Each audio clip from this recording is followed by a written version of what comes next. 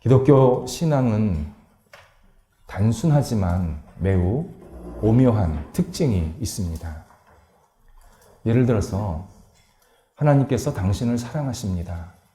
누군가 우리에게 이런 말을 해주면 우리 너무 기쁘고 감사합니다.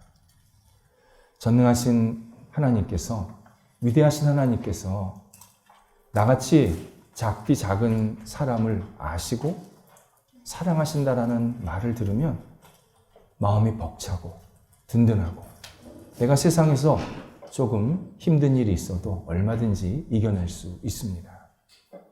하지만 어떻게 저를 사랑하십니까?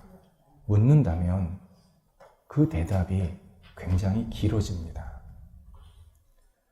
아픈 사람도 있고 실패한 사람도 있고 고난 중에 있는 사람도 있기 때문입니다. 이러한 현실은 우리가 아는 사랑과는 정반대입니다. 그런데 나를 어떻게 사랑한다고 하시지? 우리가 궁금해할 때 하나님께서는 우리에게 각자 맞게 사랑의 마음과 생각을 전해주십니다. 그래서 하나님의 사랑은 천편일률적으로 묶어서 한꺼번에 우리한테 다 오는 게 아니라 한 사람 한 사람의 상황과 형편과 인격을 아셔서 섬세하게, 오묘하게 사랑해 주십니다. 또 예수 그리스도를 믿으면 구원받습니다. 틀림없습니다. 그래서 우리 예수 그리스도를 단순하게 믿어야 합니다. 그런데 예수님을 믿는 게 어떻게 하라는 겁니까? 물으면 또 답이 길어집니다. 예수님을 믿는 게 머릿속으로 한번 이해하고 끝나는 게 아니기 때문입니다. 내 이성과 생각, 내 마음과 감정, 내 손과 발 행동, 그리고 삶까지 예수님을 믿는 것이 쭉 한 줄로 연결이 되어야 합니다. 그래서 우리는 평생 예수 그리스도를 믿는 게 오묘한 숙제입니다. 지금 당장은 내가 예수를 믿는다고 하지만 이 믿음이 어떻게 계속 유지될 수 있을까? 계속 하나님께 의지하고 은혜를 구할 수밖에 없는 이 숙제를 평생 풀어나가야 합니다. 그래서 하나님의 말씀을 들어도요, 우리가 한 번으로 끝날 수가 없는 게 들으면 또 새롭고 또 깨닫게 하시고 또 도전받게 하시고 아, 내가 이런 부족함이 있었구나. 내가 이렇게 살아야겠구나. 새로운 결단을 한 번이 아니라 평생 세상 떠날 때까지 계속 우리에게 허락해 주십니다. 이런 현실이다 보니 이단이 자주 출몰합니다. 이단들은 하나님의 오묘하심, 믿음의 이 깊이를 굉장히 단박하게 논리적으로, 이성적으로 설명합니다. 그래서 전체 큰 그림에서 아주 작은 부분, 그리고 자기들이 믿고 싶은 부분만 딱 뽑아서 전체를 훼손시킵니다. 마치 작은 게 전체를 다 먹은 것처럼, 다 설명한 것처럼 그렇게 논리적으로, 이성적으로 설명을 합니다. 그래서 많은 사람들이 현혹돼서 넘어갑니다. 이단들이요, 굉장히 논리적입니다. 그래서 논리를 따라 들어가면 나도 모르게 거기에 쑥 빠져 들어가게 돼 있습니다. 이단들이 자주 사용하는 기독교 개념이 삼위일체 하나님입니다. 성부 하나님, 성자 예수 그리스도, 성령 하나님, 세 분이 하나다. 우리 쉽게 이해 못합니다. 이걸 쉽게 이해할 수 있다는 것은 하나님 한 분밖에 없으십니다. 그런데 이단들은 이 하나님의 위격의 이 복잡성, 오묘함을 너무 단순화시킵니다. 그리고 자기들이 설명하고 싶은 대로 설명합니다. 예를 들어서 예수님의 신성은 강조하는데 인성은 무시합니다. 그러다 보니까 예수님이 하늘에 구름에 떠다니시는 분처럼 우리가 받아들이게 됩니다. 인격체가 아닌 겁니다. 반대로 어떤 이단은 예수님의 신성은 무시하고 예수님의 인격성만, 인간됨만 계속 강조합니다. 그리고 그 예수님의 신성 자리에 자기들이 믿는 교주, 자기들이 따르는 신념 체계를 싹 집어넣습니다. 그리고 그 교주를 또는 그 신념 체제를 내가 받아들이고 믿으면 구원받을 수 있다. 이렇게 사람을 호도시킵니다. 우리가 신앙생활을 진지하게 평생 잘 하려면 한 가지 출발점에 다 서야 합니다. 이 출발점에 서지 않으면 우리 신앙 다 잃어버립니다.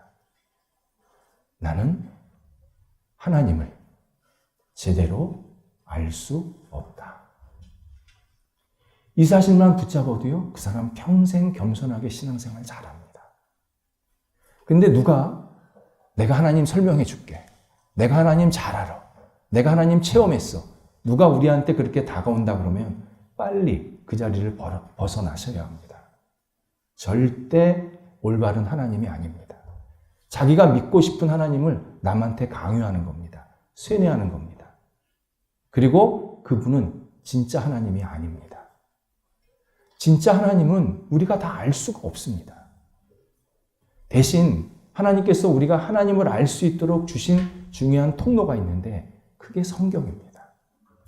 성경에서 말씀하시는 하나님, 예수 그리스도, 성령님을 그대로 받아들이면 됩니다. 이해 못할 수 있습니다. 이해 안 될 수 있습니다. 그런데 그냥 받아들이면 됩니다. 받아들이는 순간서부터 하나씩 하나님께서 풀어주십니다. 시간이 걸리죠? 좀 여러 가지 일들이 생길 겁니다. 괜찮습니다. 그 과정 속에서 하나님께서 우리를 당신이 누구인지를 계속 깨우쳐 주시는 기회를 주십니다. 그래서 우리가 성경 말씀에 나오는 이 하나님, 예수 그리스도 성령님을 그대로 받아들이는 그 순간부터 신앙생활이 옳은 방향으로 계속 가게 만드십니다. 이걸 놓치면 우리는 엉뚱한 방향으로 가고 내가 믿고 싶은, 내가 만든 하나님을 믿으면서 마치 내가 신앙생활을 잘하는 것처럼 그렇게 착각을 할 때가 너무 많습니다. 오늘 본문이 오묘한 하나님의 말씀 가운데 하나입니다. 오늘 본문의 핵심 구절이 28절입니다. 예수님께서 이렇게 말씀하십니다.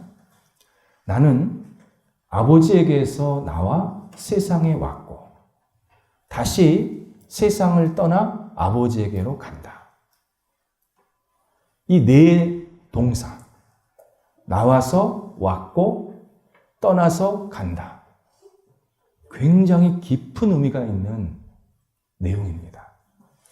그냥 왔다 갔다 하셨다 그런 뜻이 아닙니다.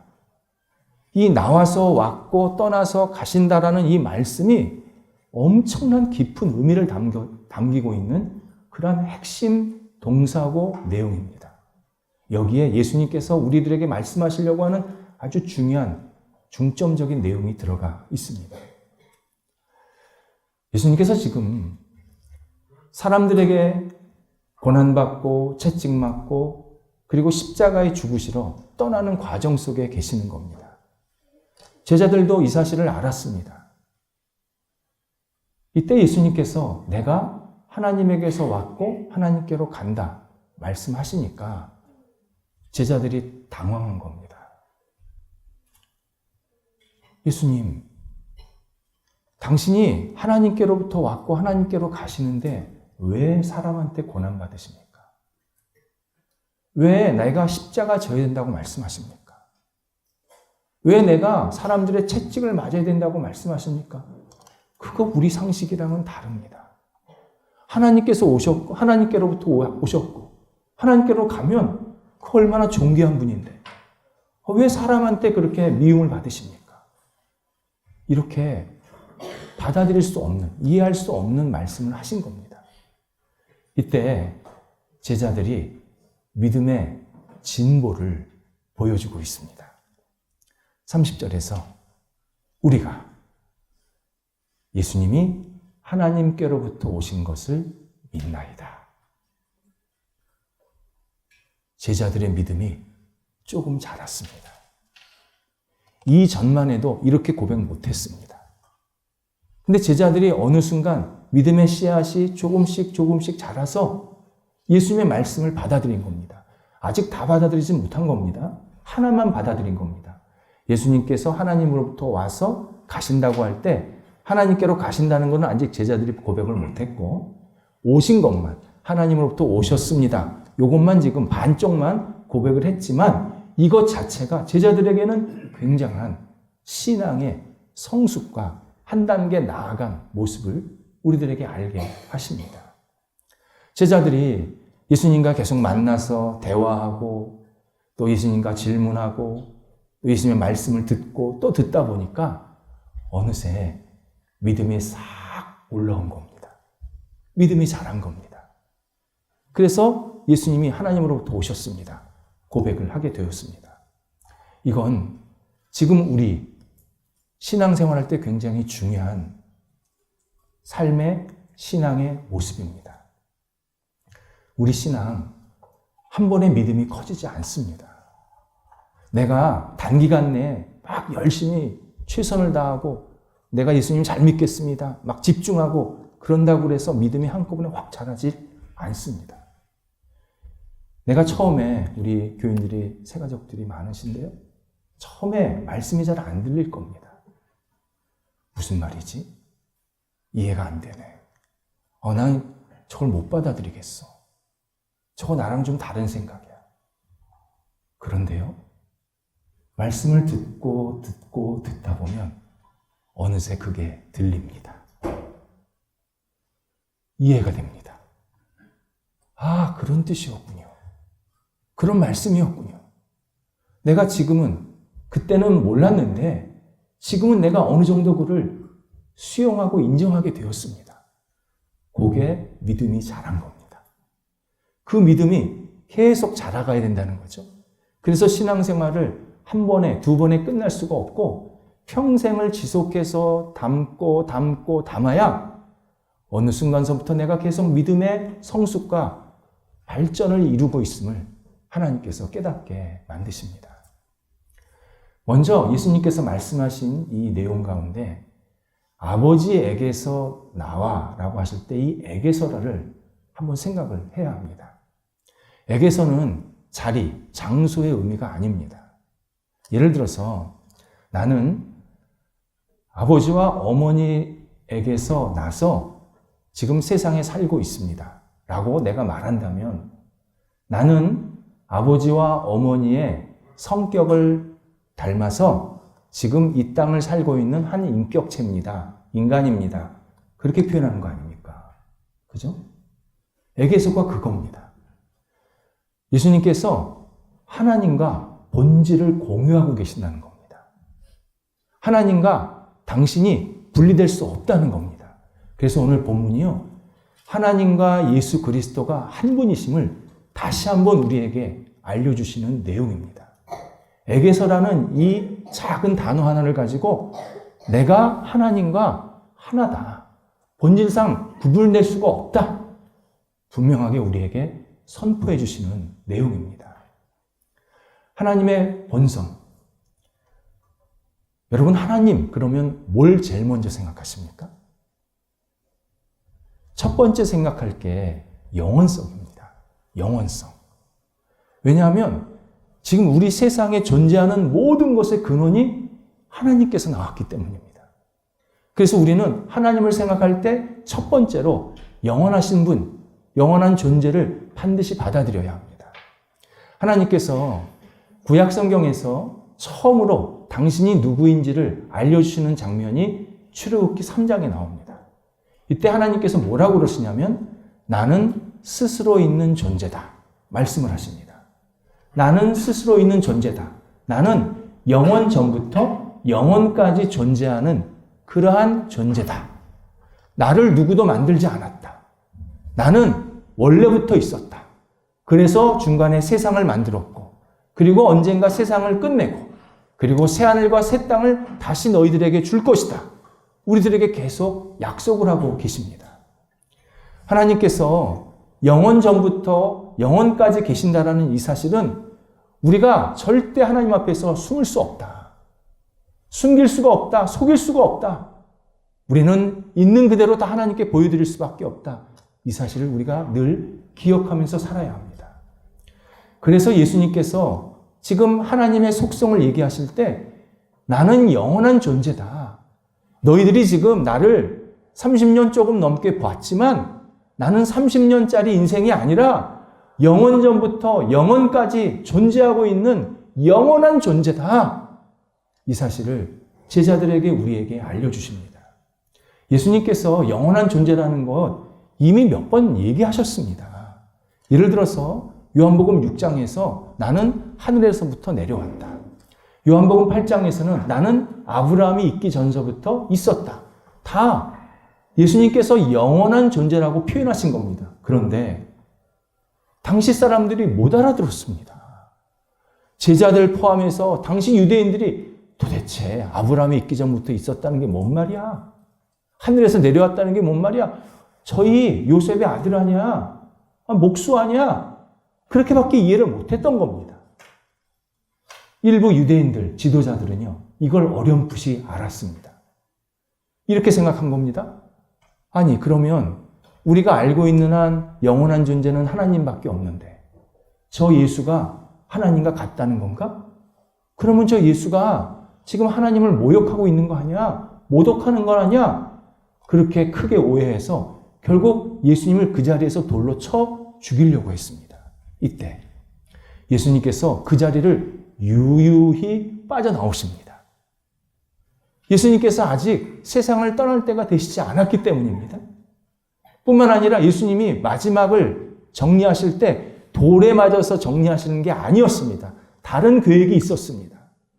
사람들은 예수님을 두고 옳다 그르다 저희가 이런 존재다 저런 존재다 막 비판하고 판단하고 분별하려고 하지만 실제로 이 땅에 돌아가는 모든 것들은 예수 그리스도의 뜻과 계획과 생각대로 계속 움직이고 있습니다. 예수님의 시간대로 움직이고 있습니다.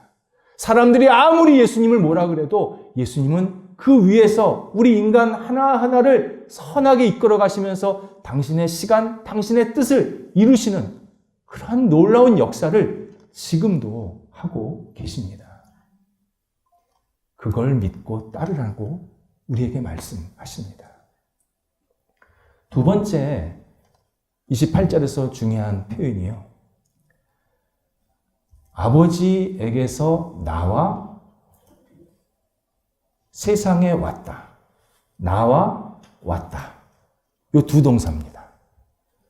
이 두 동사가요, 시제가 전혀 달라요. 크게는 현재하고 과거로 이제 시제가 나눠졌는데, 근데 이렇게만 나눠진 게 아니라 분사 형태로 막 섞여 있어요. 이렇게 꼬여 있습니다. 이 문장이. 예수님께서 왜 이렇게 복잡하게 얘기하셨을까? 두 가지 이유가 있습니다. 하나는 예수님께서 지속성을 표현하기 위함이셨습니다. 예수님께서 2000년 전에 이스라엘 땅의 구원자셨습니다. 그래서 사람을 만나셨을 때 죄를 용서해 주시고 영육을 치유해 주시고 구원이 너에게 임했다. 구원을 선포해 주셨습니다. 그래서 2000년 전 이스라엘 땅에 구원자는 예수 그리스도다. 아는 사람들은 알았습니다. 그런데 그 구원자가 2000년 전만이 아니라 지금 우리에게도 똑같이 구원자입니다. 그리고 앞으로 영원까지 구원자는 딱 한 분, 예수 그리스도. 분명히 우리한테 알려주시는 겁니다. 그래서 동사를 과거, 현재, 분사 형태로 막 섞어가지고 옛날서부터 앞으로도 지금까지 계속 예수 그리스도가 우리의 구원자가 되신다라는 사실을 우리들에게 알려주십니다. 또 하나는 자발성이 들어가 있는 표현입니다. 이 나와서 왔고가요, 굉장히 능동적인 동사 형태입니다. 적극적인 동사 형태입니다. 예수님께서 억지로 이 땅에 오시지 않았습니다. 마지못해서 할 수 없어 이 땅에 오신 게 아닙니다. 예수님 우리를 만나시려고 적극적으로 능동적으로 찾아오신 겁니다. 내가 얘를 만나러 가야겠다. 내가 얘를 구원하러 가야겠다. 내가 얘와 함께 사랑의 나눔을 가져야겠다. 그러한 아름다운 선한 적극적인 마음으로 이 땅에 찾아오셔서 우리들한테 지금 다가오신 겁니다. 그렇다면 예수님께서 이 땅에 오셔서 한 일이 뭡니까? 십자가의 죽으심이었습니다. 우리의 죄의 문제를 해결하시기 위해서 십자가에 죽기 위해서 이 땅에 오신 겁니다. 그래서 이 나와서 왔고가요, 십자가에 죽을 시간이 가까웠다, 내가 곧 십자가에 죽는다라는 것을 예고하시는, 공식적으로 또 한 번 선포하시는 내용인 겁니다. 하나님께서 우리 인간을 만드실 때 처음에 죄나 죽음에 대해서 전혀 넣어놓지 않으셨습니다. 우리 인간은 처음에 죄나 죽음을 몰랐습니다. 하나님께서 우리를 만드신 것은 영원히 당신과 함께 교제하고 친밀하게 지내면서 살자고, 당신과 함께 살자고 우리를 만드셔서 아름다운 마음을 나누고 있으셨습니다, 처음에. 그런데 어두운 영, 사탄이 하나님과 우리 사이를 이간질시킵니다. 회방 놓습니다. 그 결과 인간은 죄의 깊은 수렁에 빠졌습니다. 그리고 그 결과는 죽음이었습니다. 하나님께서 죄도 아셨고 죽음도 아셨지만 우리한테 넣어놓지 않으셨는데 사탄의 꾀임에 넘어갔어. 결국 모든 인간은 죄인이고 모든 인간은 죽음으로 끝나는 겁니다. 그게 자연적 인간의 모습입니다. 이때 예수님께서 우리가 죄 지은 모습으로, 죄성을 가진 모습으로 이 땅을 죽음으로 끝내기를 원치 않으셨습니다. 예수님이 너무 마음 아파하셨습니다. 이건 하나님이, 예수님이, 성령님이 우리를 만드신 목적이 아니었기 때문입니다. 이대로 놔두면 인류는 다 멸망하는 겁니다. 다 죄 짓다가 죽는 겁니다. 이 죄를 해결하기 위해서 예수님께서 내려오신 겁니다. 십자가에서 죽으시면서 우리의 죄를 용서해 주시고 그 십자가에 죽으신 예수 그리스도를 믿으면 우리의 죄성이 해결되면서 우리가 하나님의 자녀가 되는 권세, 은혜, 구원의 능력을 허락해 주셨습니다. 그래서 예수 그리스도를 믿으면 우리가 구원받은 자로서 이 땅을 은혜 가운데 살아갈 수 있게 만드신 겁니다. 그런데 예수님께서 우리가 이 땅에서 그냥 구원받은 자로서 죄 용서받고 하나님의 자녀로 사는 것으로 만족하시지를 않습니다. 그건 그냥 내가 한번 변한 것뿐입니다. 예수님의 목표는 훨씬 더 있었습니다. 바로 우리가 새롭게 되는 것. 그래서 마지막 28절 뒷절에 보면 다시 세상을 떠나 아버지께로 간다. 떠나 간다. 일어서서 움직인다는 뜻 아닙니까? 부활입니다. 예수님께서 뒷구절에서 내가 십자가에서 죽지만 나는 다시 일어나서 부활한단다. 내가 너희를 다시 살릴 거란다. 새롭게 할 거란다. 오늘 본문에서 약속하십니다. 예수님께서 부활하신 것, 예수님의 전능하심을 드러내고 자랑하기 위함 아닙니다. 예수님 부활하시지 않아도 원래 전능하신 분입니다. 예수님 부활에 백승을 해도 그것보다 더 큰 것도 하실 수 있는 전능한 분입니다. 예수님께서 죽음을 이기시고 부활하신 것, 우리를 살리시겠다는 겁니다. 우리를 새롭게 하시겠다는 겁니다. 우리가 죄 용서받고 구원받고 하나님의 자녀로 사는 것으로 끝이 아니라 하나님의 뜻을 이루고 하나님께 영광이 되게 하고 주님께서 기뻐하시는 일들을 계속 감당하면서 하나님의 마음껏 아름다운 열매를 받으시고 우리는 하나님과 함께 기쁜 교제를 하는 그러한 놀라운 삶의 변화, 새로운 능력을 주시기 위해서 직접 먼저 부활하셨습니다. 그래서 부활하신 예수 그리스도를 우리가 믿고 받아들이면 우리 삶이 그냥 그 자리에 머물지 않습니다. 새로운 목표가 생깁니다. 도전합니다. 목적이 달라집니다. 방향이 생깁니다. 이전에 내가 살았던 모습과는 완전히 다른 새로운 삶의 희열을 가지고 앞으로 계속 나아가는 아름다운 인생으로 바뀌게 만드십니다. 예수 그리스도께서 우리를 위해서 십자가에 죽으시고 부활하신 궁극적인 동기, 이유 하나입니다. 우리를 너무 사랑하시기 때문입니다. 예수님께서 우리 한 사람 한 사람을 너무 사랑하십니다. 주체할 수 없이 사랑하십니다. 우리가 비록 삶에 고난도 있고 아픔도 있고 실패도 있고 연약함도 있지만 예수님께서 우리를 사랑하시는 그 사랑은 우리가 생각한 것보다 훨씬 더 높고 깊습니다. 세상에서 화두가 있는데 진정한 사랑입니다. 지금도 많은 사람이 이 진정한 사랑이 무엇일까? 진정한 사랑을 어떻게 하는 것일까? 사유하고 주장을 하고 있습니다. 확실한 것은요, 진정한 사랑은 절대 사람에게서 나오지 않습니다. 인간에게서 나온 사랑은요, 두 가지입니다. 조건적이고 이기적입니다. 어떤 조건이 맞아야 사랑이 시작이 됩니다. 내 입에 자그마한 사탕이 들어와야 내가 사랑하고 사랑받고 있구나 그렇게 생각합니다. 내가 아무것도 없는데 나 사랑받고 있다. 절대 인간은 그렇게 생각 안 합니다. 그런데 예수 그리스도는 사탕 하나 주시는 게 아니라 어떤 조건을 주시는 게 아니라 당신의 생명을 주셨습니다. 이건 되돌릴 수가 없습니다. 내가 사탕 하나 먹었으면 사탕 주는 게 사랑이라 그러면 예수님은 나한테 생명을 주셨습니다. 나 감당 안 됩니다. 내 생명을 드려도 예수님이 나한테 주신 생명 비교가 안 됩니다. 이게 진정한 사랑입니다. 그래서 예수 그리스도의 이 생명, 이 진정한 사랑을 내가 받아들이면 그때부터 그는 진정한 사랑을 시작하기 시작합니다. 진정한 사랑. 조건 없이 그냥 사랑하는 겁니다. 내게 어떤 잘못을 하는 사람이 있다. 그를 위해서 기도합니다. 용서를 구한다.